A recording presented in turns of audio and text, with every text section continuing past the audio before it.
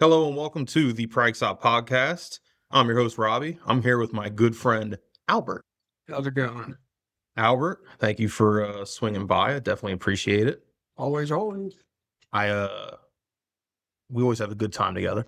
Oh yeah. You're one of like the only people left who were like fucking rank one Pragsot. Like you were there when it started, and Yeah. you're like one of the only ones left, man. It's always a pleasure. Oh yeah. Um, we were just talking about MREs. Yeah. Yeah, so you wanna tell people your how your MRE taste test adventure went? Uh yeah. This is random as fuck, but I wanted to try MREs because why not? Mm-hmm. So I can't remember what flavors I bought, but I bought like a variety that had like 3 or 4. And I was like watching people eat them, like videos and stuff, and some come with crackers, some come with like a little salt bread thing. And in those videos, everyone always said like the salt bread is really good and the crackers are just like dry as fuck. Yep. So the one I had came with the salt bread, so I was like, jackpot. So I was like, oh, I'm gonna enjoy this. I took a bite of that shit and I was like, no, it was horrible. It was beyond bad. I was like, this is what we're feeding our soldiers. We should be ashamed. Yeah. Like it was awful. Yeah. But Yeah. I had a few. So like the biggest time, I know I said it on this podcast before, but the worst interaction I had with MREs, generally speaking, I think MREs are good. yeah, I think if I had to live on them, I would hate them, but having them every once in a while, I think they're good. And Adam and I went camping. This is a little while back, probably in the last, I don't know, 6 months or so. We went camping and fucking we went. It was like bushcraft adjacent. So it wasn't full on bushcraft. We weren't like making our own tents and shit, but we were going to just sleep in hammocks. Like that was the plan. yeah, And we weren't going to have a fire or nothing. So we brought MREs and we each had one for dinner, which I had the chili mac, which is like the fucking coveted one. Like everyone wants the chili mac. yeah. Had the chili mac, and that came with I think that came with crackers, and then there was also it had like the jalapeno cheese spread, which like apparently that's fucking goated, and it came with a little bottle of Tabasco, which was cool. So ate that, scarfed it down, it was great. And then it rained really bad all night, to the point where like the next morning we got rained out basically. Um, and so like once it like was done raining for a little bit, we packed everything up. We ate MREs again for breakfast before we left. So we left. I'm driving us back home, and my fucking stomach is doing acrobatics. So I had to pull into a grocery store at like somewhere up in Gettysburg and take a horrendous shit, like really, really bad. And the worst part was like I had this fear. So I left my phone in the car with Adam so it could charge. So I'm in this foreign bathroom with strangers just coming in and out, pissing and shit. And I'm in the only stall shitting with like no sound, which is already in itself bad because they hear it just like falling on my ass. Like I'm not taking a log shit. I'm like spraying fucking diarrhea. But then on top of that, and it's smelling terrible because it's fueled by fucking MREs. I have this fear of like a kid having to use the bathroom and he can't because I'm shitting, and that happened. So this little boy and his dad come in, and the dad's like, "Oh no, can't go. There's someone in there." And like I hear him just standing outside of the bathroom, and the kid is just like, "Dad, I have to go," and I'm like, "Oh my god." Because like my stomach is poison right now. It is so bad. And I fucking, unbeknownst to me, I was shitting in an already clogged toilet. Oh, So when I go to flush, it just kind of like fills to the top. And I'm like, oh my God, right? So I take the plunger and I'm trying to like plunge my shit and whoever's shit that I shit on top of. And I'm just mixing our poops together and it's so disgusting. I start like dry heaving Ooh. Yeah, and I couldn't fix it. I tried to flush again, and I couldn't get it to go down. So I was like, I don't know what to do. So I just waited until there was no one in there, and I got out of the bath. I got out of the stall, and I quick washed my hands and just fucking like ran back to the car. So someone else had to deal with a double clog. Not my problem. And what's funny is like a week or two later, Adam sent me a link. The place that we camped at caught fire. Oh, And we were joking that like whoever it was that like the janitor that had to fix my clog fucking set the forest on fire. So yeah. But yeah, MREs are good. I mean I like them. Yeah, I mean I definitely think that you know, I think they're good. Um yeah, you what's new with you, Albert? What do you got going on? it's much really just working the gym really most of the time. That's except most of my time during the weekdays. After I get home from the gym after work, I only have like 2 hours to myself, and I spend either playing games or reading. Yeah, And it's pretty much my week. that's what's up. Obviously, I got the new dog, Oh yeah, which is kind of why you're over here. oh yeah. To meet the dog. To meet the dog. Yeah. So yeah, got a new dog. Her name is Ember. She's 14 weeks, so she's a young puppy. Um and she's super chill, you know? We wanted to so here's the long game that I'm playing, Albert. I want kids. Yeah. Yeah, I want kids. And obviously Lindsay has a whole bunch of health issues, right? And a lot of her flare-ups are stress driven. So if she gets stressed out, she gets sick. And the more stressed that she gets, the more sick that she gets. So just for an example, the day we got married, she got sick the like pretty much the night after, like everyone went home, and she was sick for a month. So the more stressed she is, the more sick she's going to get. And knowing this and wanting to have a kid, like I'm like, cool. So how do I get her to not be as stressed? And definitely like one of her biggest stress triggers is her job. So I was like, how do I get her to quit? And dog. Dog's the way to go. So talking to her about dogs, and she was like, yeah, I want a dog, but I won't get a job until, or I won't get a dog until I can quit my job to stay home. I said, oh, so quit your fucking job. So we did the application. We went back and forth finding some dogs and everything, and then we found Ember and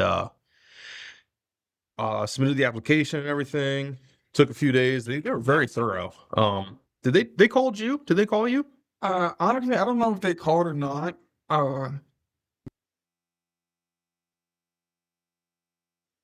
I get spam calls every day. Dude, me too. Like 4 or 5 minimum every single day. Yeah, it's So nuts. it's just more like if someone calls me, regardless, if I don't know the number, if they don't leave a voicemail, I'm not calling. So if they call me, they didn't leave a mail, Perfect. voicemail. So Yeah. Well, I know they called the other two referrals I put down because they both reached out to me and told me how it went. And they ask all types of questions, even on like the application, and even when they did the phone interview with me, like they wanted to know, you know, what's my address? Is it a house or an apartment? Who all lives there? They wanted to know, is it a rent? Do I own it? How big is my yard? Is the yard fenced in? How active is my neighborhood? All types of crazy stuff. And which is very different than when I got Loki, because Loki, they were like, can you, does your fucking heart beat? Yes or no. When you hit yes, you're like, cool, here's your dog. But yeah, these guys were very thorough. And I told them, I had a conversation with them, I guess it would have been a week ago, because it was last Sunday. And they called me and they were like, hey, we talked to all your people. They also reached out to my previous vet to see, how that was. And they did the interview with me, and then they were like, all right, cool. So now it goes to the board, and the board reviews everything and decides whether or not we move forward and approve you. And I was like, hey, if it's all the same to you, like the dog that we want is a fucking hot commodity. Like that dog, there's so many people online that were like, I want this dog. I want to come see this dog, the whole nine. And I was like, and I want that fucking dog. So like, let's move this shit along. And then like 2 hours later, they sent me an email that it was approved. And then, yeah, set everything up to go see her. And the day before we went to go see her, which was Thursday, so on Wednesday, Lindsay was like, are you sure you're okay if I quit? I was like, yeah, fucking quit. Who cares? She was like, are you sure? I was like, yeah. And she quit. And I called and was like, so how was it? And she was like, just a wave of happiness and like so much stress was taken off of her, yada yada yada. So I'm hoping that because we talked to some of her doctors and they said basically she would have to go 6 months to a year with like minimal issues before they can start like actively talking about her having children. So we'll see what happens. But yeah, hopefully that's what happens. But yeah, we got this dog. Dog's super cool, right? She's very energetic. She has big bursts of energy. She's a fucking puppy, and then she crashes and wants to sleep, which is awesome. And like I said earlier, this dog is her dog. Like, our last dog, Loki, was my dog through and through. Like, he liked her, he would play with her, but the moment I came home, he was up my fucking ass, which was great. It's the exact opposite, which is weird for me. Um, obviously, like, I go to work, so she gets to just stay home with the dog. But when I come home, like, the dog will greet me and everything, but he's like, oh, that's cool. And then she'll go back to Lindsay. Like, she'll fucking lay with Lindsay. Likes when Lindsay takes her out. Like, when I take her out, it's just like business and then back inside. Whereas this one, when she goes out with Lindsay, it's like, let's fucking explore the world. But it's cool. It's cool. And our hope is, to go a few months, get her well acclimated. And then there was another dog that we wanted. And if that dog is still available, then we'll probably adopt that one too. And we'll have two dogs. But yeah, I think that's everything that's new with me, other than I sold some cards on eBay. What kind of cards? So some Pokemon cards and some Magic the Gathering cards. I don't even know what sparked it. Like, it's not like I'm hurting for money or anything, but I was just like, I can't remember what started it, but I was like, I obviously, I've bought cards in the past, and I have some cards I know had high value, and I had some graded cards I knew were worth money. So I was like, these are cool cards. And I don't remember how it happened, but I was like, I should just open my eBay account and just see what happens. And I did. And it was crazy. I had like right away. Like I sold, I think it was 16 or 17 cards. I made like a little over $700 in 2 days, 3 days.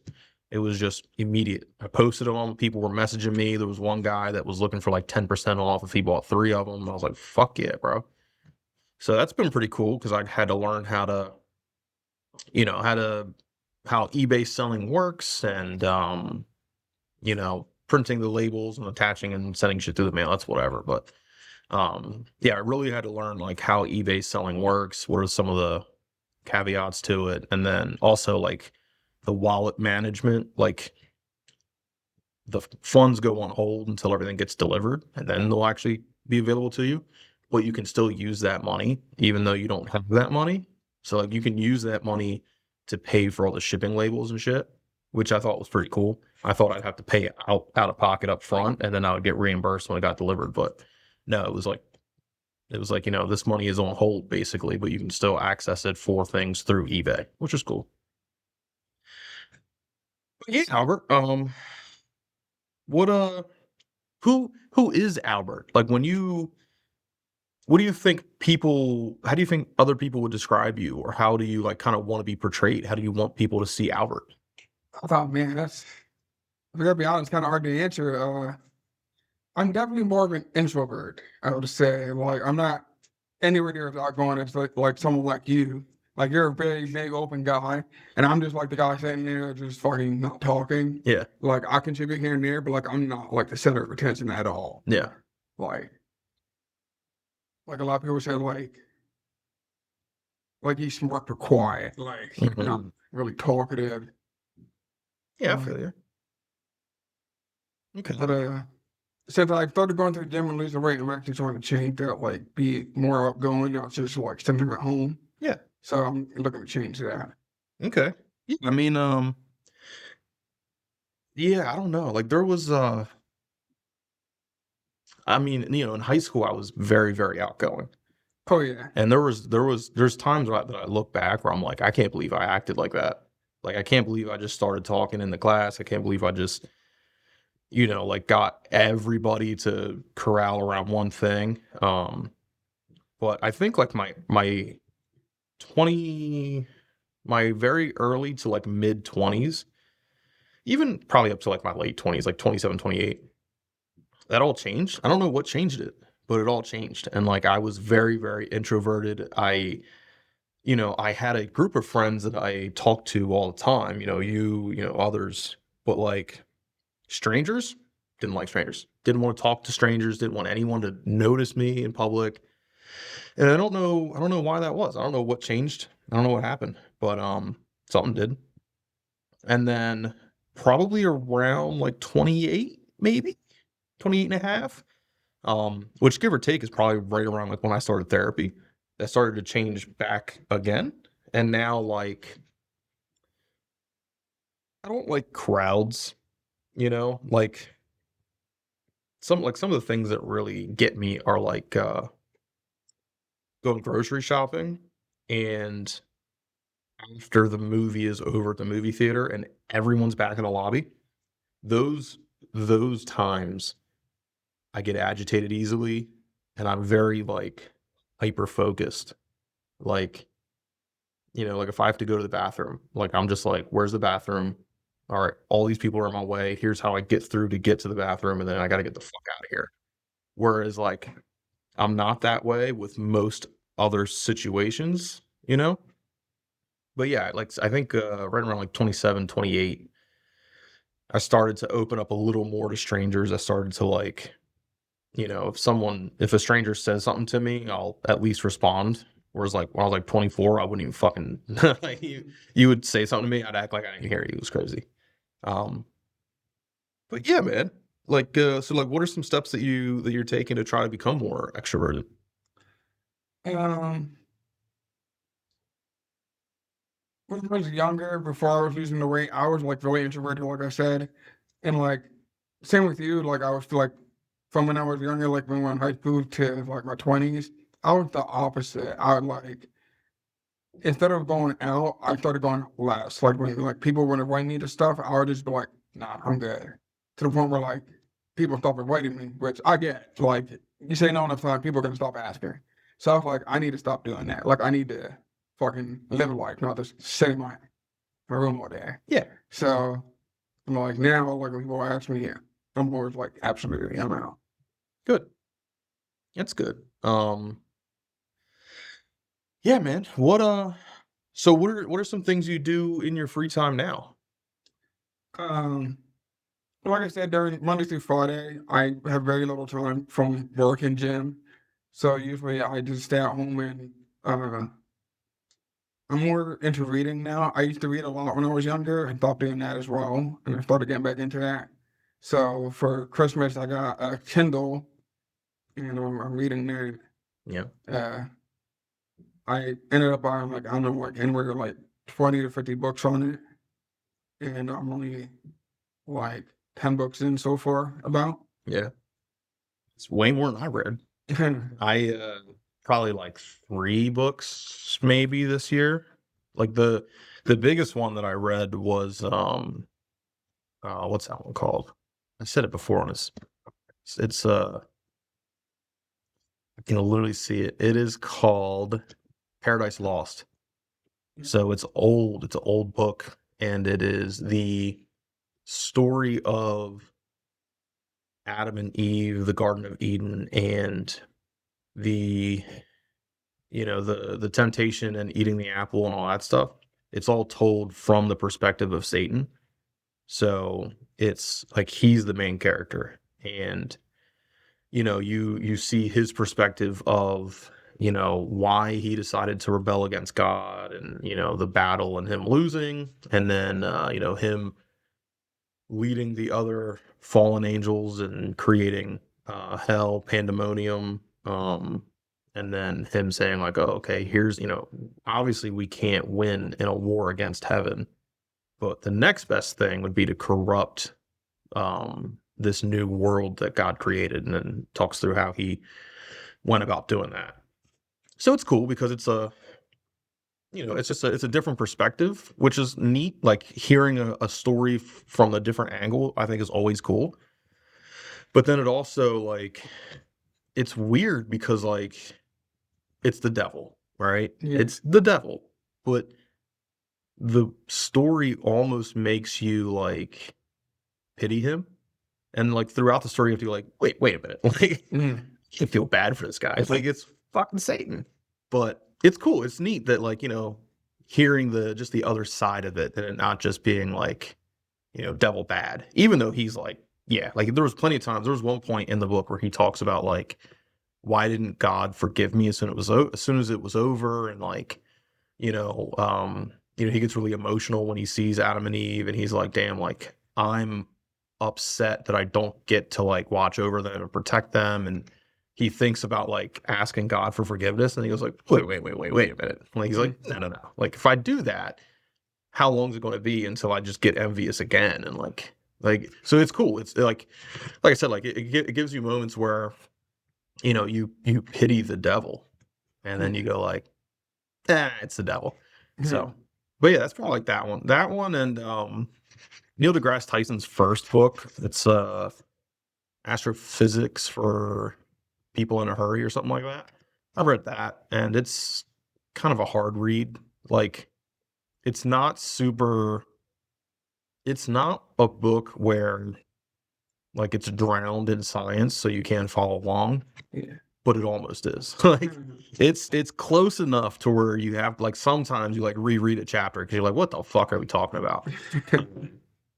But I think Neil deGrasse Tyson does a good job at like weaving science into just regular conversation so you don't get lost. Versus like, other not well known scientists, I'm sure, can sit there and explain something, but you'll get fucking lost right away because they're on chapter 10 and you're on fucking chapter -2. Like, but yes, okay. Albert, what are some good memories you have that involve the two of us?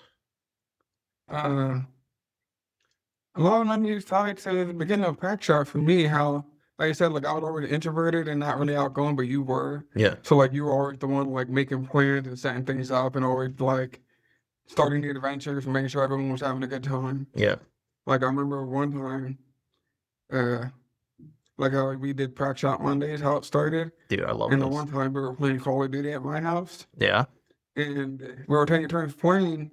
And at one point, it was your turn, and you picked some random gun that I like never used. I was like that shit gun, and you were like you laughed at how the rest said it like that shit gun. yeah, yeah, man. Yeah, Yeah, Prince Monies are great, dude. Um, and it's so funny that like we were having those at 15, like 15, 16, like we're very young, yeah, we were, and they were awesome. Like, so obviously I had a terrible home life. Like my week at like my mom's house was terrible, and any excuse I got to not be there, I fucking took it. And Pragsot Mondays were like literally a bunch of close friends all coming together. It was usually at your house and coming together, and the only requisites were like we had to be together, we had to play some kind of game, and we had to eat food. So there was times where we had I remember I was playing poker and blackjack and stuff because you had that set. You had the set with like all the fucking poker chips and everything. yeah, little suitcase. I still have it. That was awesome. And then I remember, obviously Call of Duty, that was great. We played Mortal Kombat the one time. Fucking love that shit. We would also watch movies. You didn't have to play a game, but it would either that or we'd watch a movie. And then yeah, there was always food. The one time we made the fucking cheesesteaks. Do you remember that shit? Uh, Dude, we all went to the grocery store together and we got everything to make cheesesteaks. yeah, And it was like shitty like Steakums meat or whatever, and like deli or the fucking craft singles, but like it was such a big deal to us that we were all like eating together. And I Yeah. remember like that was one of the first times that I like cooked for other people and like fell in love with like making food for people. Yeah. And yeah, dude, I remember we made cheesesteaks. Fucking, that may have been the day that we played poker. I can't remember. I remember that time we got all the Chinese food. I still have pictures from that shit, dude. I Yeah. still have pictures. Let me see if I can find it on my phone quick. I still have pictures. So we were at your house and we all ordered, there were so many of us. We all ordered Chinese food from this place and fucking it wasn't like I'm getting this and I'm getting this and I'm getting this. It was like, what do we want? And we just ordered a bunch of it and then we all like took a little bit of it on and put it on our plate. Yeah. And that was so fucking cool. And there was so much food. There was so much fucking food. Yeah, it was like 4 or 5 like big bags just stuffed for fucking Chinese food. Yeah, I remember that. Yeah. It was a great time. I know for a fact I have these fucking pictures on here because I still there's at least one of them. Do you remember this? The picture too, but I found it on this is how you know we're getting old. I had it on an iPod. Well, an iPod, yeah. Yeah. And I remember I found it like years after that, and I had to charge it, and I was like, "God, look what I found!" Yeah. And I had to see myself an iPod so I can put that on my tablet because that's the only place I had it was on that old school iPod. What about that one? Yeah. Yeah, dude. No man, I look so young. Yeah. So these pictures are 1, 2, 3, 4, 5, the 5 of us that started Pragsot. So it's me, it is you, it's Andre, Eddie Wumbar. No, there's 6 of us. Eddie Wumbar, Jamal, and then Caesar. Yeah. And we're all so the one picture is this was your hallway. Yeah. So the upstairs hallway, Yeah. and there was like a full-size mirror there. So Albert's taking a picture and we're all chilling. And then this one was like a front-facing camera. And again, it's me, you, Caesar, Andre, and Eddie Lundbaum. I don't know where Jamal is in this one, but and we're all throwing up the Pragsot peas. Yeah. Dude, what a fucking time. Yeah, those are good times. I know somewhere else. I think actually on my Facebook I have the picture of the food. It'll take way too long to get there. But yeah, those were great times, dude. Price on Mondays were amazing. And just so many like good times came from that, dude. Us just chilling, even just like walking to the place was fun. You know, me and I remember me, Caesar, and Wumbar one time. That's where we came up with the name Eddie Wumbar. Oh yeah. Was we were all walking to your house and we were just freestyling and Eddie couldn't fucking say anything but like one single bar. Yeah, he was starting to stop. That was it. And I was knocking on your door and I started like making a beat out of it. And Eddie was like, yo, I get all the bitches. I'm number one. That's it. And I was like, dude, your fucking name is Eddie Wumbar. And that was like the birth of Eddie Wumbar. Yeah. It's such good times, man. I remember you recorded that actually. I did. I had it. I definitely don't have it anymore, but I recorded that to show everybody. There's so many good times that came from that. My biggest memories with you is any squads giving. Like I any can of remember the first one. I don't remember the first one. Oh, I do because there was no race. Yeah, when did we do it at your house? Yeah, we did. It started from the Pragsot Monday where we would always get together and eat food. Yeah. And then we used to do a thing, squads giving, so we would all get together the day before Thanksgiving. Yes. And all eat Thanksgiving together. Yes. And the very first one was at my house. And I can't remember like what everyone brought, like everyone just decided to bring stuff. Mm-hmm. And I'm Hispanic, and in my culture, there's always rice anytime there's like a get together. So I didn't think to ask anyone about the rice. I just assumed it was going to be there. So when we got together and there was no rice, I was baffled. You could hear my ancestors saying like, "You should be ashamed of yourself having all this food together and no rice." And I was like, "I can't do this." And so every year something, I always make the rice to make sure there's rice. Is that the time that Kevin came with his fucking roommate? Was that the first one? I think so. 'Cause I remember there was someone there who I didn't know. That had to have been it. So one of the stipulations with Squadsgiving was everyone had to bring something. Yeah. Like I didn't want it to be that like someone came empty-handed and someone else felt slighted because we were all none of us were like rich by any means. Like we all grew up at best middle class, but a lot of us are poor. So like I didn't want it to be where like someone just didn't come with something and then ate. Yeah. And Kevin was invited and he said he wasn't going to come. And then like while we're eating, he's like, "Can I still come?" And we were like, "Yeah, sure, like whatever, you can come." And then he showed up late. He showed up empty-handed and he showed up with his weird fucking roommate. I thought it And was his cousin or something. I think it was both his roommate and his cousin. I think they're related. Okay. But he introduced everybody like, "Yeah, this is just my roommate." And it was very frustrating because his roommate didn't interact with anybody. They just ate food and then left. Yeah. And I was like, "Yeah, fuck that. Like he ain't coming again." And yeah, ever since then it was like if you're gonna bring someone, you like get permission from everybody. Like Yeah. no one's allowed to just bring people. It had to be, "Hey guys, are you okay with this person?" And like there was a couple times where we were like, "Fuck no." But generally speaking, anyone that we ever talked about coming anyway, everyone was already cool with. Yeah. So I remember Squadsgiving; those are great. I remember the one time where you were in Puerto Rico. Oh. Do you remember that? Oh my God. Lindsay ain't gonna let me live that one down ever. She won't. I don't know how the miscommunication happened. I do. Okay, go ahead. Fuck it. Okay. So normally, whenever we have Thanksgiving growing up, we would always chain for what the room was at. One person's plate, who would like take turns. Yep. And because of that, we would always ask like to make sure ahead of time, like, "Hey, are we guys cool doing it at this place?" And that year, I don't think anyone asked, or at least I don't remember. Mhm. And it was like a week or two before.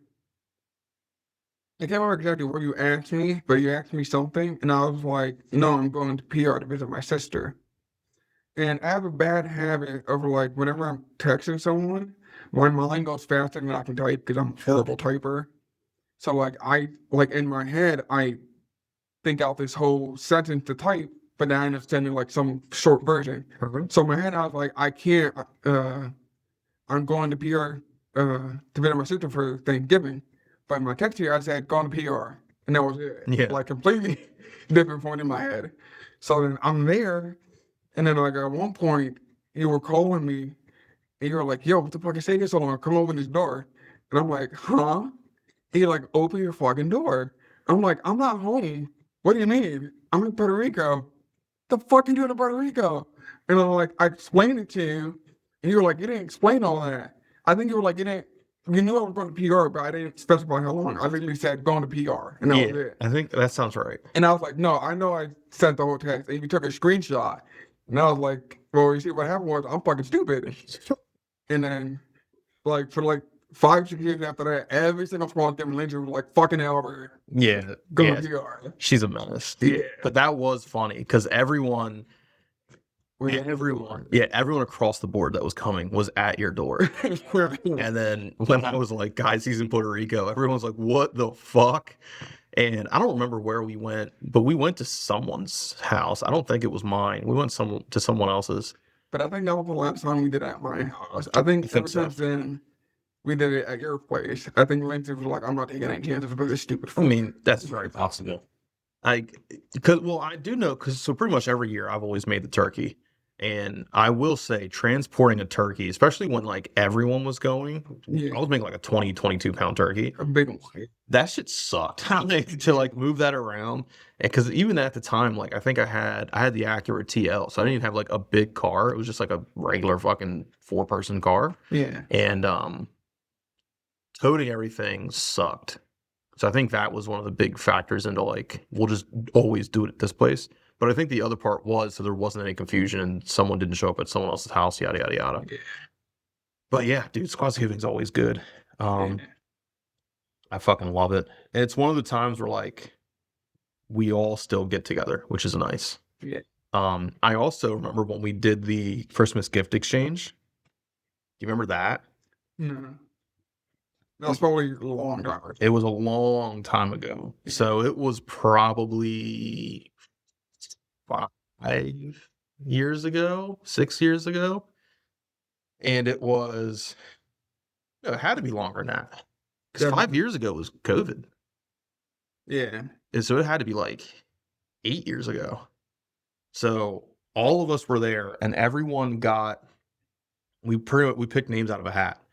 Yeah. And we had like, the rules. Yeah, everyone like picked a name at random. I think it was like $20 or $25 or less. yeah, I want to say it was like $50. I think it was like a $50 limit. So that way, like no one, because again, even at that time, there were some of us that were still like dirt fucking poor. Yeah. So we didn't want to like exclude anybody.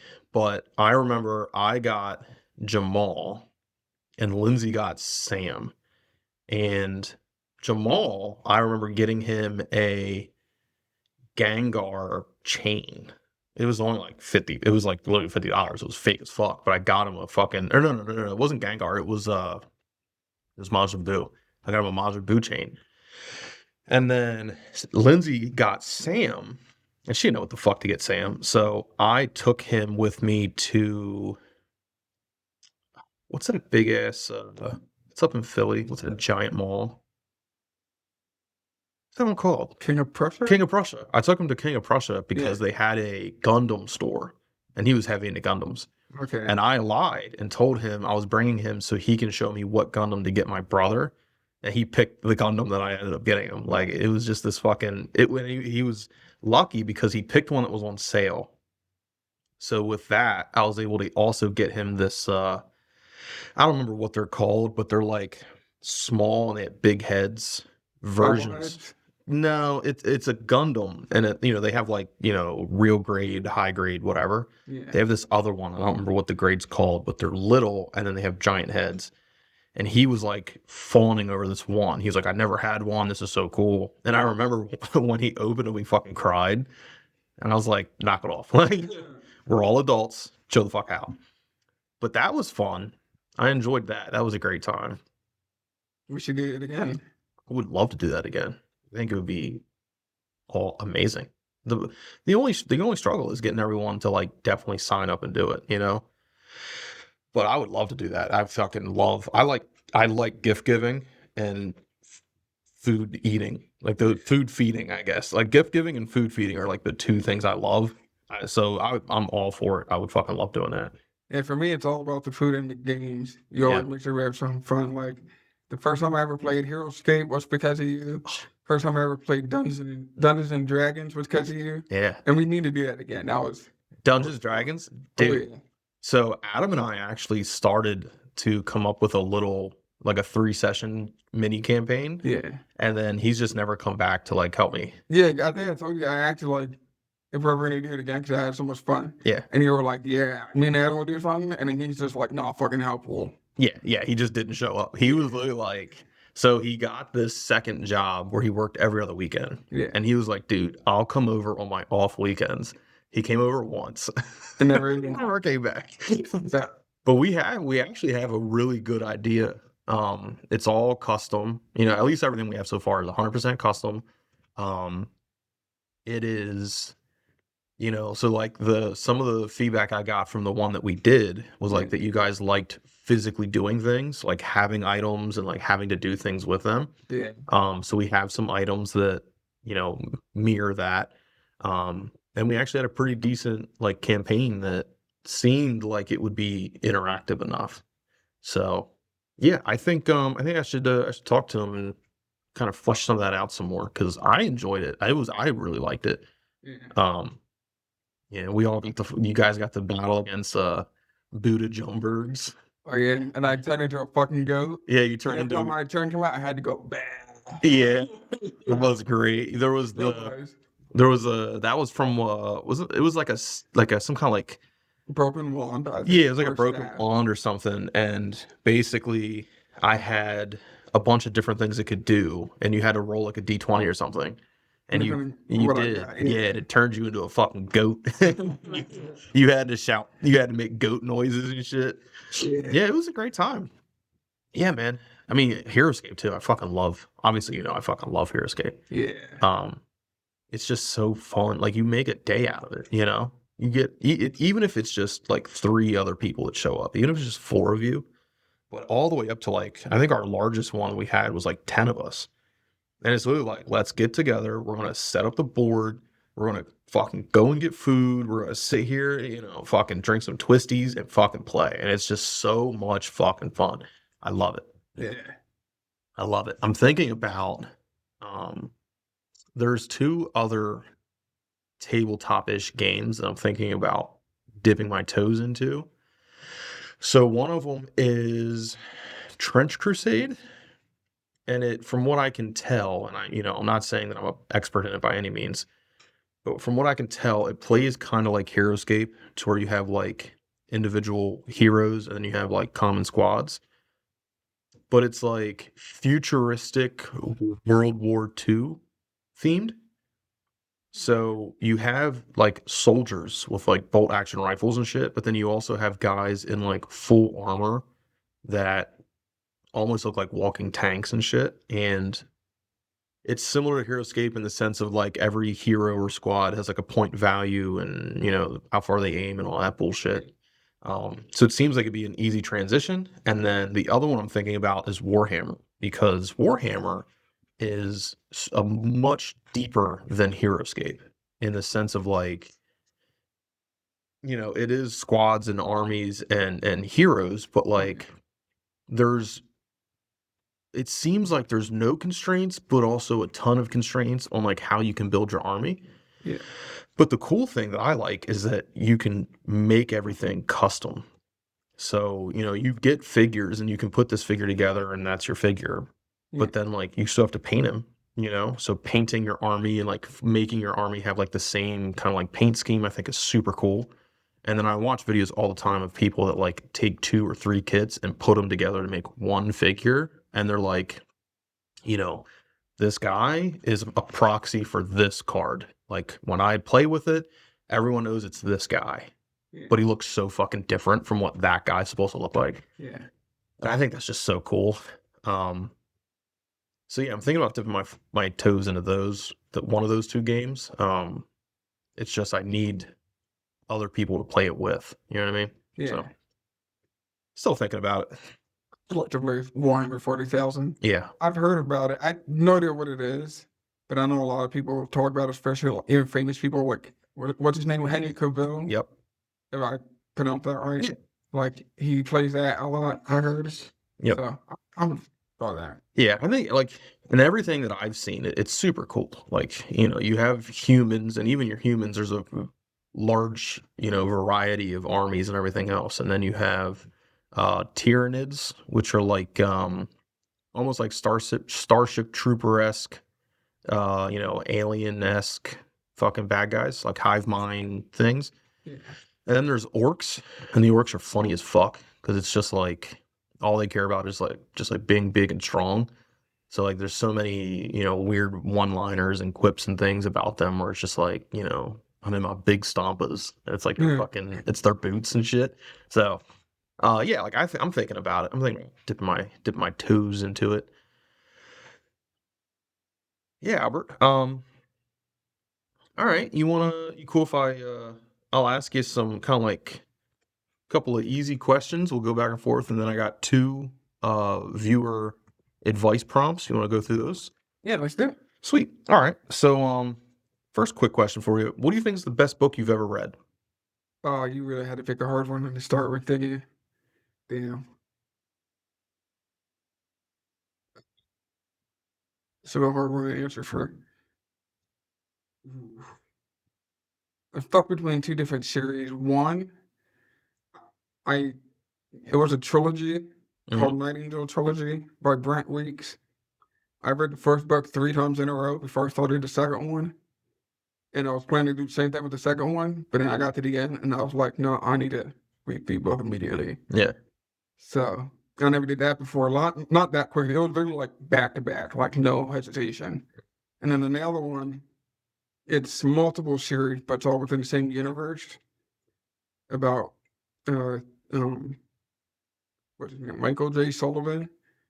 The first series that he wrote in that universe, if I'm not mistaken, was the Rayera Revelations. It was about two thieves, and it's really hard to explain because it's like a 15-book series now, Yeah. and he's still writing. He just came out with a new one that I'm currently reading, Mhm. but it's probably I would have to go between those two. Okay. What? So what? Without going like too crazy into it, what is it about both of those series that make you say like, yeah, those are the best ones? Um, any series that you can really get invested into and read multiple times without getting bored for Yeah. me is what does it. Um, I like reading books that are in series. I'm not a huge fan of standalones, not because they're bad, but like if a book is really good, it's like anything like a TV show or a movie, you want more. Like you're not just like one and done. You want to keep it going. So the more books in a series, to me, is a good sign that's a good series. 'Cause if you write something and it's crap, you're not going to keep it going. Yeah. Whereas if it's good, you're going to keep it going. So That's fair. What do you think is the best video game of all time? that's another hard one. Damn. I honestly don't know if I can answer that one, but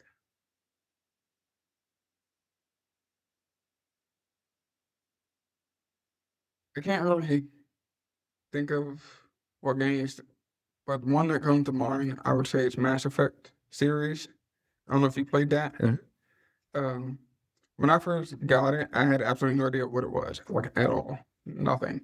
I went to GameStop and I was like, I just need a new game to play, and I was looking, and it was all three games together, like a bundle, like a special three Mhm. one, but it was used. Mhm. But I was like, if it's three games and it's all together, I'm like, and then like with the books, like if it's good, you're gonna keep it going. If it's not, so like if it's all three in one, it has to be good. Yeah. So I went to the cashier to ring it up, and he was like, "Oh, good choice." And I was like, "Oh, you played it?" He goes, "Yeah." I was like, "Tell me, is it any good?" And he was like, "You never played it?" And I was like, "Nope." He was like, "You never played it?" I was like, "No idea what it is." And he was like, "You're gonna like it."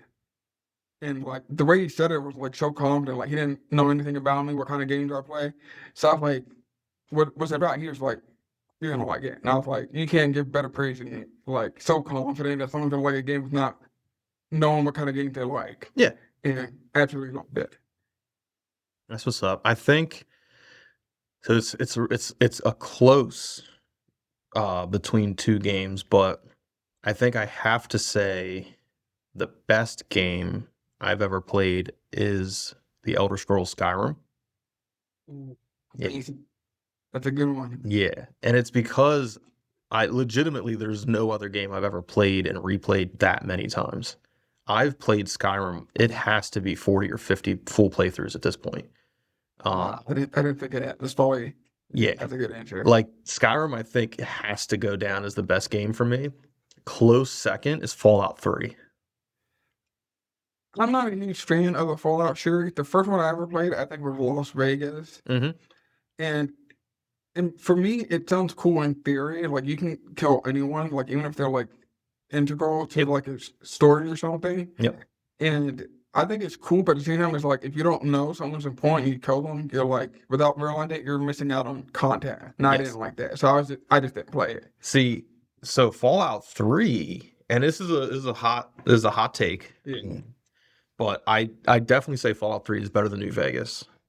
There's people that will argue that to the fucking cows come home, but I think it's one of two things. One, it really depends on which one you played first, Yeah. which I played Fallout 3 first. I love New Vegas. I played Fallout 3 first.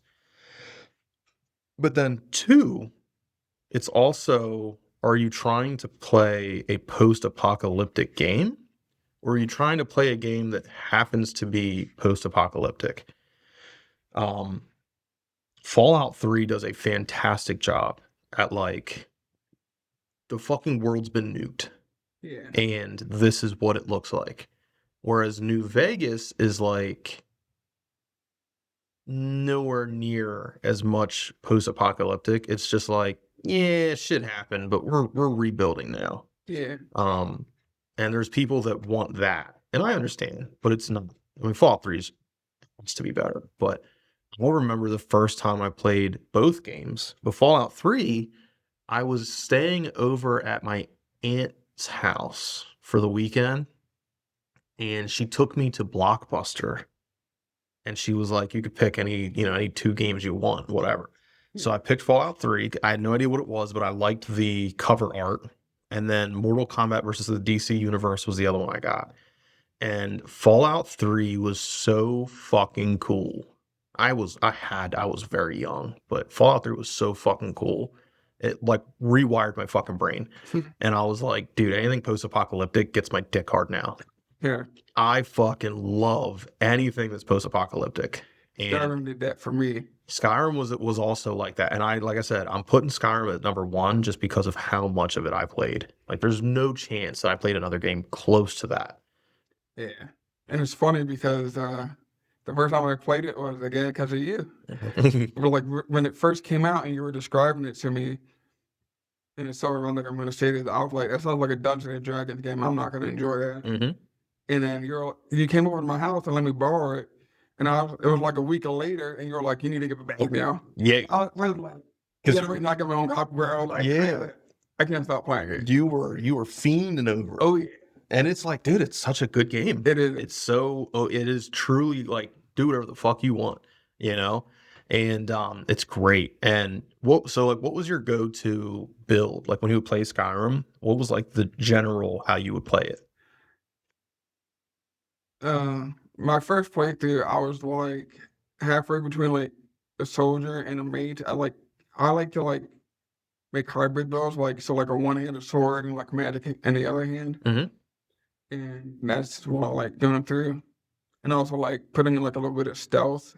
Not archery though. Like a lot of people like start out as one thing and then like it's like a joke, like you end up as an archer every time. Yeah. I wasn't a huge fan of archery, to be honest. I was like, Me too. man, I wasn't a it big fan. wasn't for me. I like the dagger in the back, like a true like stealth, like Yeah. slit your throat while you shoot. That's all. Every time Lindsay played, she went just stealth archer. It was nonstop stealth archer. And I've played, I think, every fucking possible combination you can think of. My first playthrough was a red guard, and I was also a hybrid. I was heavy armor. I was dual wield, and I used some spell sword stuff. But I was dual wielding for my first playthrough. Almost every playthrough after that, I would do just like 2-handed fucking heavy armor, just run in and beat the shit out of people. Yeah.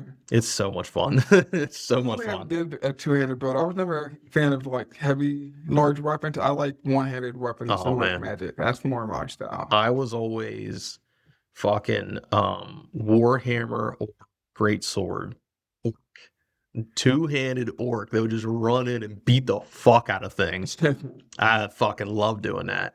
I had a couple full mage playthroughs. I had a few stealth playthroughs. I had a unarmed playthrough, which is cool. It was the only time I ever played a Khajiit, which was the cat, because they got extra unarmed damage. But yeah, I think that I got to put that as number 1, man. I think Skyrim's got to go number 1 for me. I might have to agree with that because I played that. Albert, what is something that you still want to do? Like anything specific or just right off the top of my head? Top of your head. Probably like skydiving or like I don't know what the term is off the top of my head, but like you like glide through the air, almost like skydiving, but a little bit different. With that suit, the Uh, wingsuit. no, but that would be cool too. But I don't know what it's called. I saw something very similar to it when I was in Puerto Rico last time I went. Is it almost like a big parachute?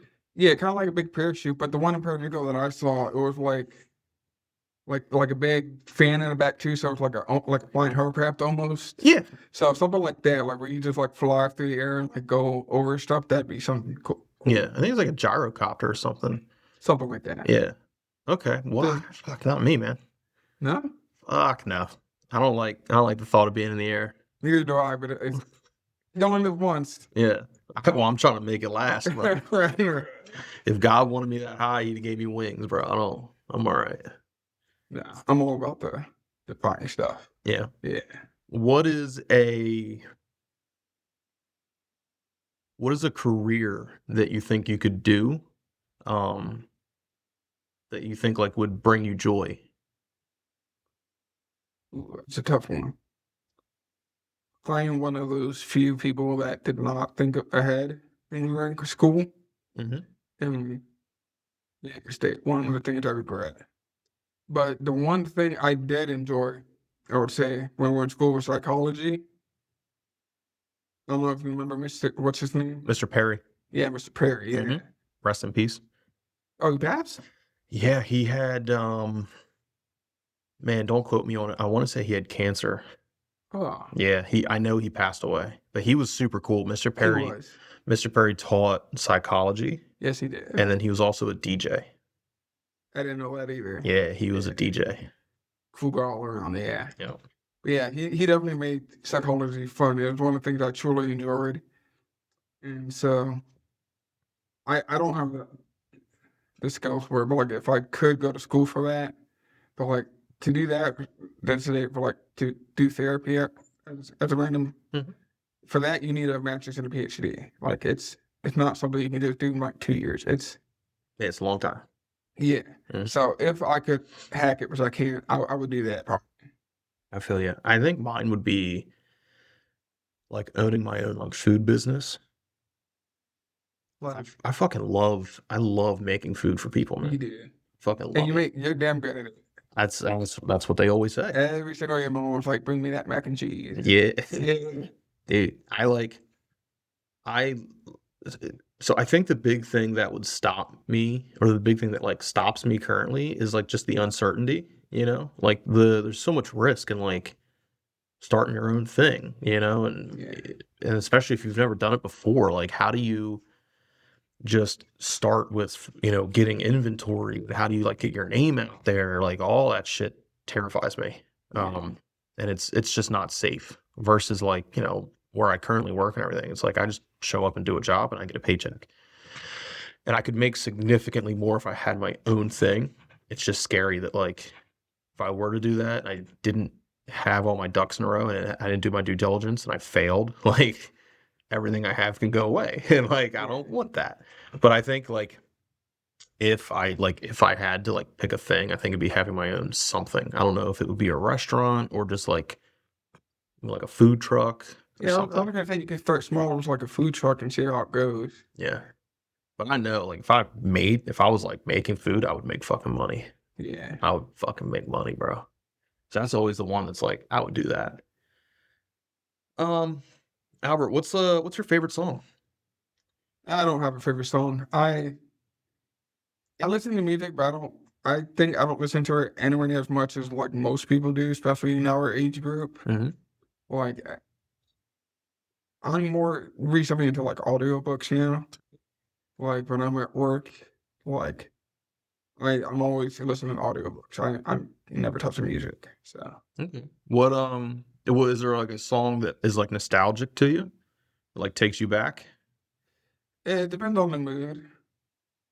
There Okay. are many different songs, many artists, but nowhere near as much as others, I would Okay. say. I gotcha.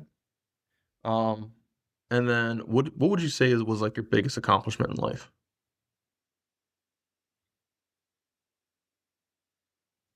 Okay. To be honest. Uh, I don't have my own house like you. I'm not married. I don't have any kids. I don't have any big things accomplished yet. So, I mean, the weight loss, if nothing else. yeah, yeah, I am. I wouldn't say I'm proud of it as of yet. In my mind, I'm not finished. Mhm. And until I am, I'll leave video saying I'm happy with it because I'm not. Okay. I I don't want to say I've done it until I'm reached my goal, but it's definitely a work in progress, and I am proud. But I'm like actively say it until I'm at my goal. But yeah, Yeah. Okay.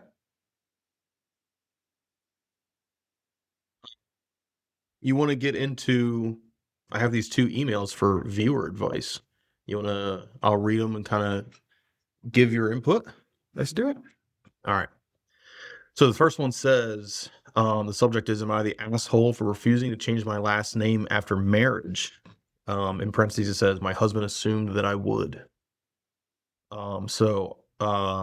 I, who is a 31 female, got married 3 months ago to my husband, who's a 33-year-old man.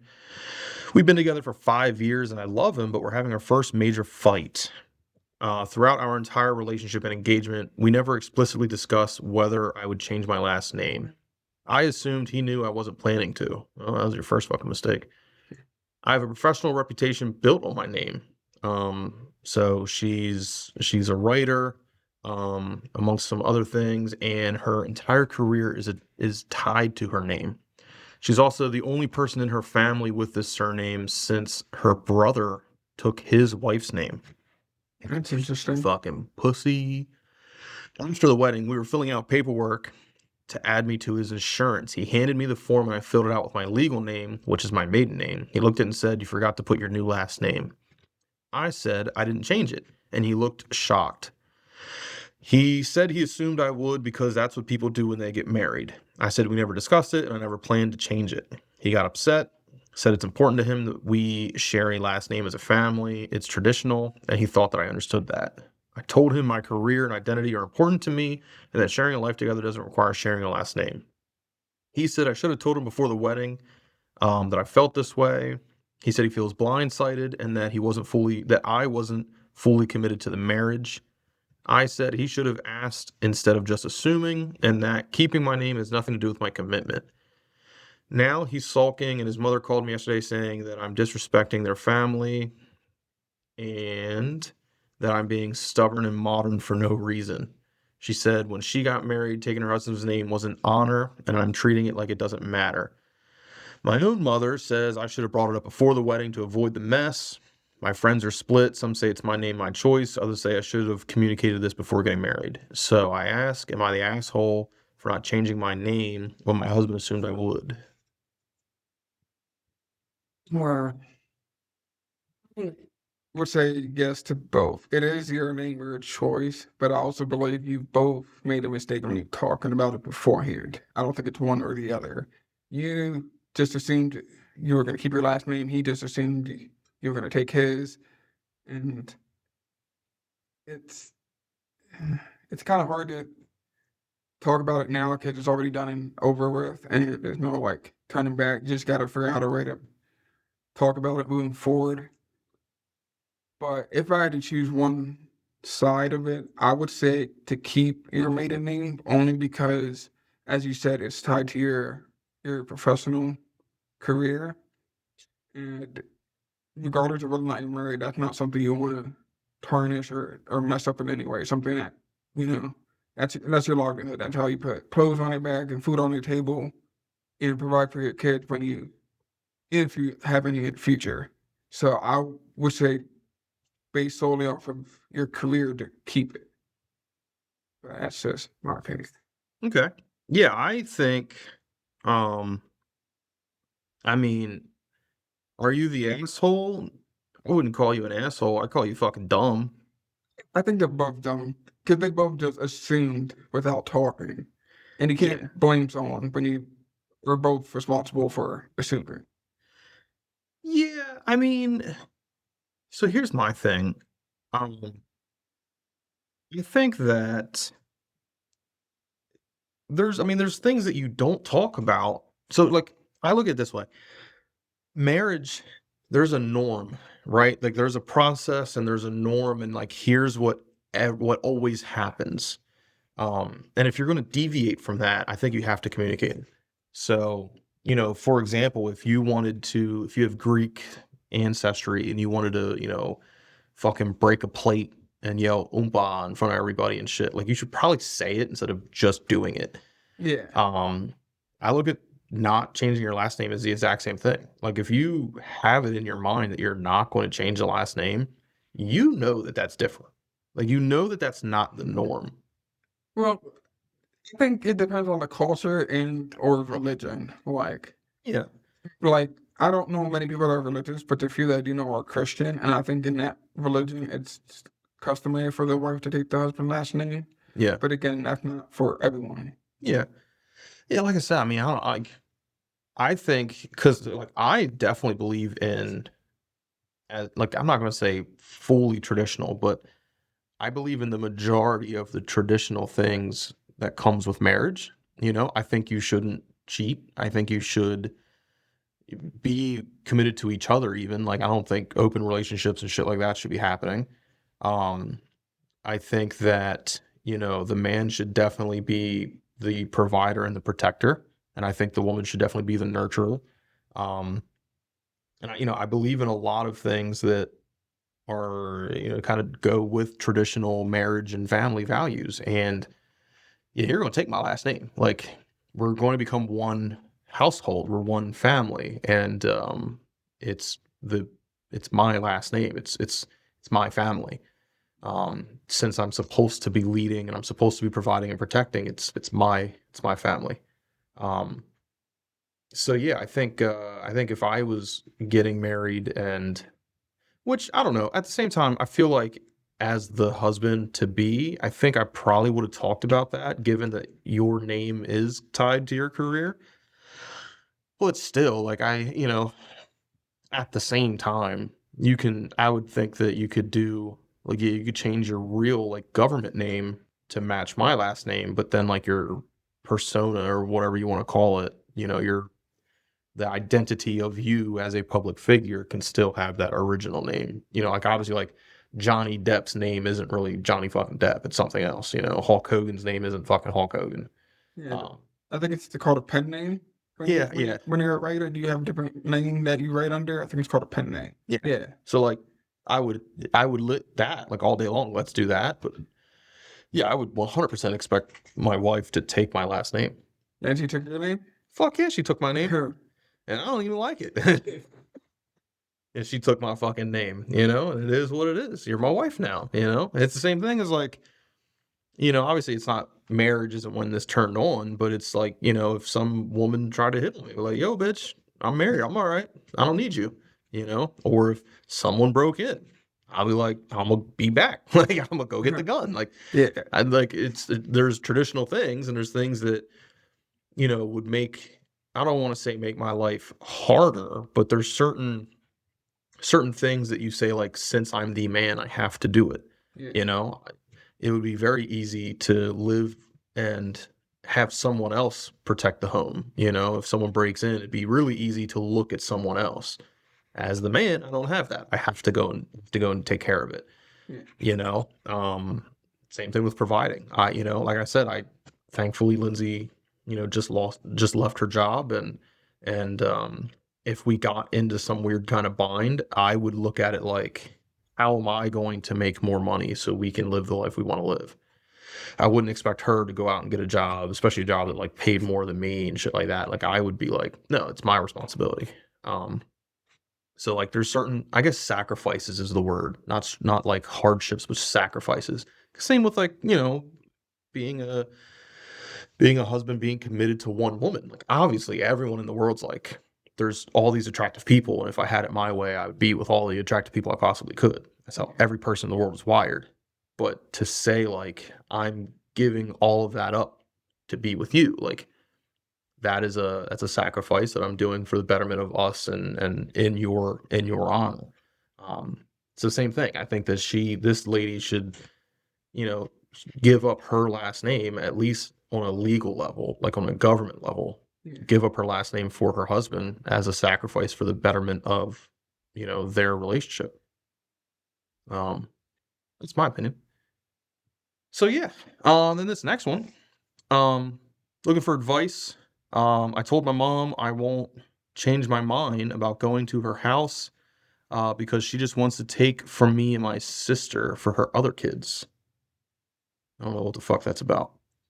So my parents got divorced over 10 years ago, and my sister and I, who are 15 and 16, would spend a week at a time at each house.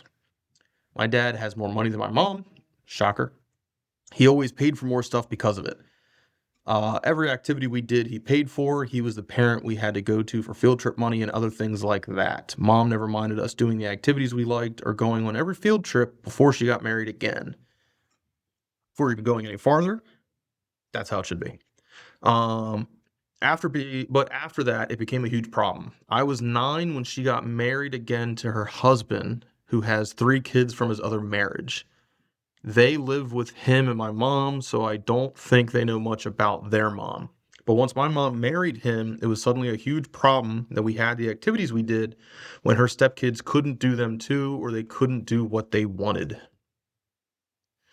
Her stepkids were jealous of us and we'd fight about it. Mom tried to make dad take us out of our activities, but dad said no, and they talked to a judge dozens of times because mom kept insisting we had to be taken out of classes. Then she started complaining whenever we would go on a field trip. Mom tried to pressure us to change activities. Once her stepkids started doing free activities, there was jealousy because my sister's dance class and my art classes were talked about more by family.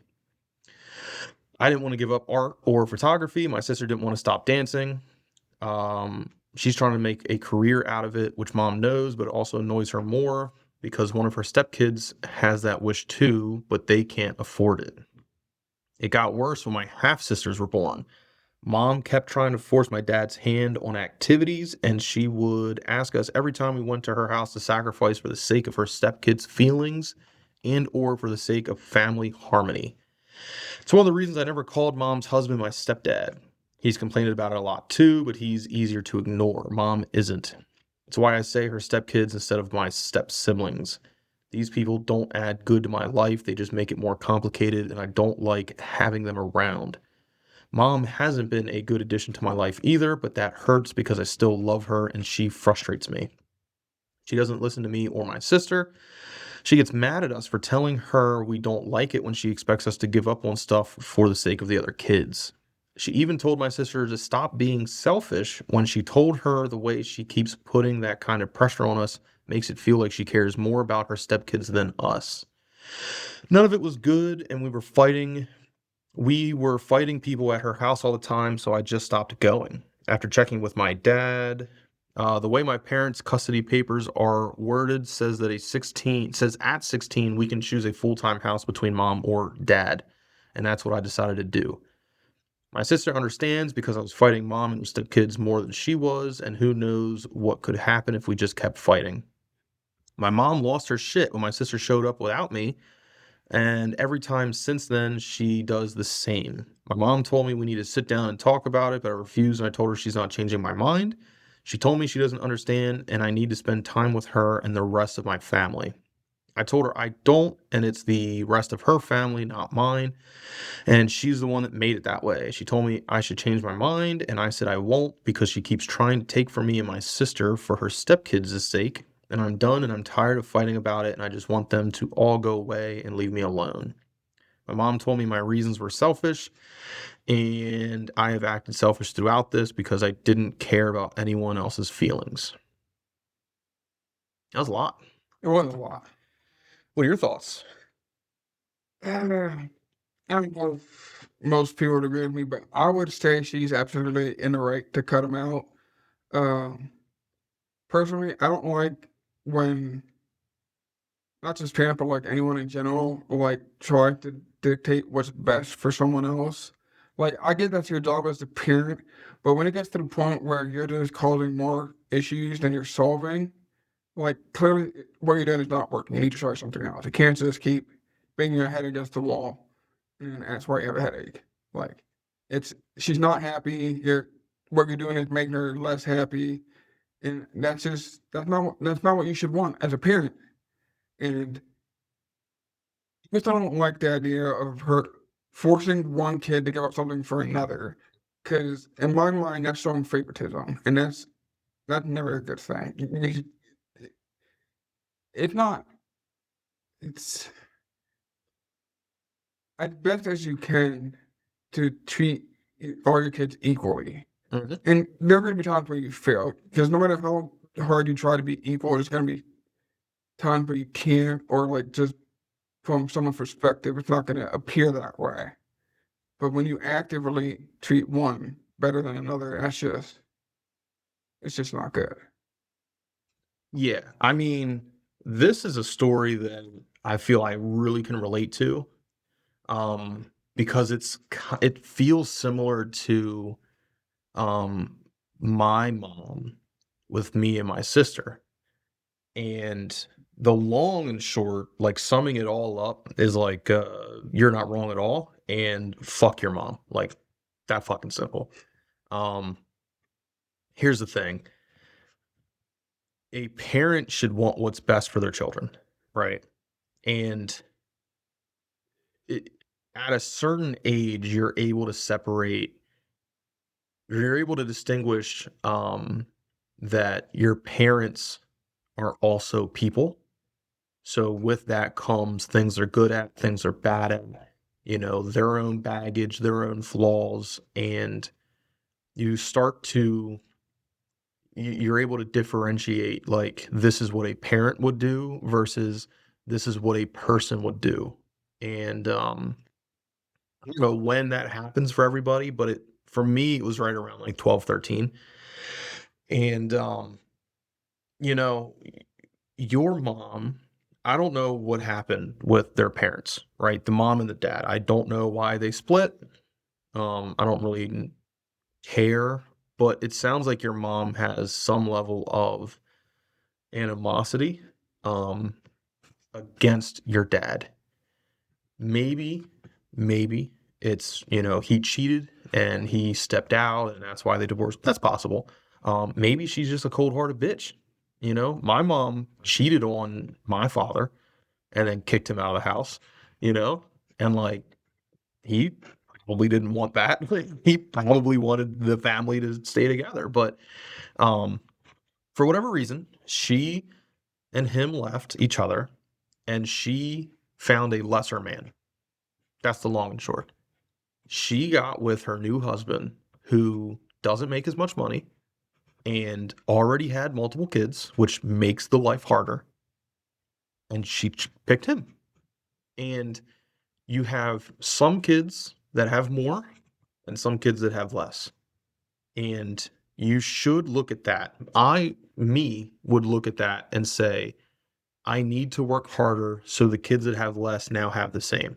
Yeah. Not, I need to make changes so the kids that have more have less. Yeah, that's Like that's fucked up. yeah. If I was the mom, I would say if I don't know if the mom contributes to those two kids at all, and if she does, I would speak with the dad and ask if he'd be okay providing for those two by himself without her help. That way she could take what she's providing to the other ones that have less. Yeah. But again, without knowing the whole financial situation, I don't know if that's possible. Yeah. But yeah, taking something from one kid to give to another, that's never gonna be a good thing. That's gonna make one kid feel like shit. Exactly. And like I say that I relate to that because that's what my mom would do, sort of kind of what my mom would do between my sister and I. My sister got whatever she wanted and I didn't. And my sister got to do whatever she wanted to do and I couldn't. And there was all these excuses for any shortcoming my sister may have had, whether it was grades or whatever. And for me, there was no excuses. And it caused, once I started to see that, then it started to become like, well, why is that happening? And then once I knew why, and it was just because of who my biological father is versus who her biological father is, even though we're both fathered by the same man, even though her dad raised me like I was his son to this day, that's my dad, she would treat me like shit instead of my sister. And once enough of that happens, you start to go like, "Oh, I don't see it. Why is it happening?" And then once you find out why it's happening, like, "Oh, fuck you." Like you differentiate, you're not a parent to me anymore. You're a person. And yeah, 100%. You're not an asshole at all. And I used to tell my mom, I remember having a really, really bad fight with her once. And it was so bad my stepfather had to come home from work. And I remember him telling her, like he told me in that moment that I was right and that what my mom was doing was wrong. and he told my mom in front of my fucking face, like, you're going to pick on him and fight with him and treat him like this, and one day he's gonna fucking leave, and then you're gonna lose. He was like, in the long run, you're gonna lose. Once this boy is old enough to make decisions on his own, he's gonna choose not to have any time with you, and you're gonna fucking lose. And that's exactly what this mom is going through. Yeah. The lady that wrote in was old enough to fucking say, I'm not going back. And now the mom's like, you need to talk to me. And no, bitch, like, you shouldn't have done all these things. You lost sight on what it means to be a parent. And you reap what you sow. So I think, are you an asshole? Not by any means. I think no one will protect you like you will protect yourself. Um, and keep protecting yourself. I think your mom can suck a dick, and all them other loser kids that don't have everything you have, fuck them. I That's never fine. know that. That's too much. That might be a little much. Yeah. Definitely, your mom's a piece of shit. I'll definitely say that, and I think for sure you're not in the wrong for protecting yourself or your peace. So, and hats off to you. If you're, as I'm reading this, it seems like you're 16. If you're doing this at 16, fucking hats off to you. So, Yeah. sure. This has been a great time. Always. Is there anything else you want to talk about, or anything you want to say to the people, or anything before we hang it up and go back to playing with the dog?